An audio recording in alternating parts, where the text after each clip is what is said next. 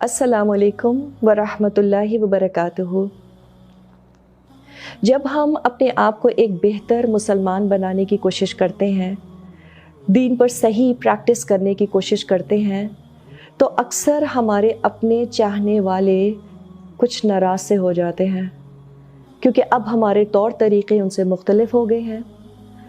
کچھ اس لیے ناخوش ہوتے ہیں کیونکہ شاید آپ وہ کر پا رہے ہیں جو ان سے نہ ہو سکا، اور کچھ اس لیے خفا ہوتے ہیں کیونکہ وہ ان باتوں کو غیر ضروری یا دین کا حصہ ہی نہیں سمجھتے، اور کچھ تو اللہ کے بارے میں مختلف تنقید کرتے ہیں۔ تو ہم ان سے کس طرح کے برتاؤ کی توقع کریں؟ ہم جو واقعی اتنی کمزوریوں کے مالک ہیں، کیا وہ ہمیں ایسے ہی چھوڑ دیں گے؟ کیا وہ ہماری ویلیوز کے ساتھ ہمیں ایکسیپٹ کر لیں گے؟ ہمیں ضرور لوگوں کی تنقید کا سامنا کرنا پڑے گا، اور یہ تنقید کبھی کبھی بہت ہی تکلیف دہ اور دل توڑنے والی بھی ہو جاتی ہے۔ And sometimes it shows no sign of ending.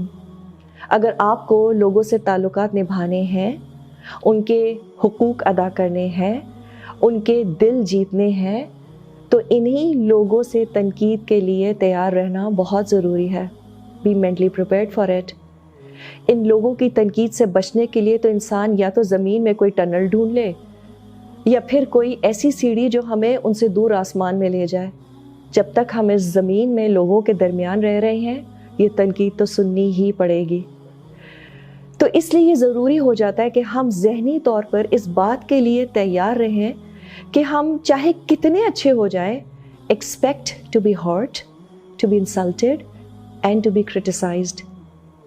لیکن وہ شخص جو زمین پر بیٹھا ہوتا ہے، کیا وہ گر سکتا ہے؟ So why do we make ourselves so vulnerable in front of them؟ وہ شاید ہم سے تب تک راضی نہ ہوں گے جب تک ہم ان کو خوش کرنے کی خاطر اپنی اچھی باتوں کو، اپنی نیکیوں کو چھوڑ نہ دیں گے۔ اور وہ لوگ جو پیپل کانشیس ہوتے ہیں، وہ لوگوں کی خوشی کی خاطر اپنے آپ کو ورتھ لیس بنا لیتے ہیں، اپنے اصول، اپنی اسٹرینتھس کی قربانی دے دیتے ہیں۔ And this is exactly what they want from you۔ تو اب رہنا تو انہی لوگوں میں ہے، پھر انسان کیسے ان سے ڈیل کرے؟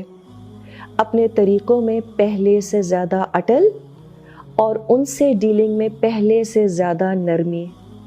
آسان ہے؟ بالکل نہیں۔ لیکن اللہ نے قرآن میں کیا فرمایا ہے؟ ام حسبتم ان تدخلوا الجنہ ولما یأتکم مثل الذین خلوا من قبلکم؟ کیا تم لوگوں نے یہ سمجھ رکھا ہے کہ یوں ہی جنت میں داخل ہو جاؤ گے، حالانکہ ابھی تم پر وہ سب کچھ نہیں گزرا ہے جو تم سے پہلے ایمان والوں پر گزرا تھا؟ تو ہمیں کون سی بدر اور احد کی جنگیں لڑنی ہیں؟ کوئی آپ کا زیادہ سے زیادہ کیا بگاڑ سکتا ہے؟ کچھ سخت الفاظ، کچھ بے رخی، کچھ مذاق اڑانا، that's it۔ So if you are wounded by their words, forgive them in the most beautiful manner. Love and care for them even more.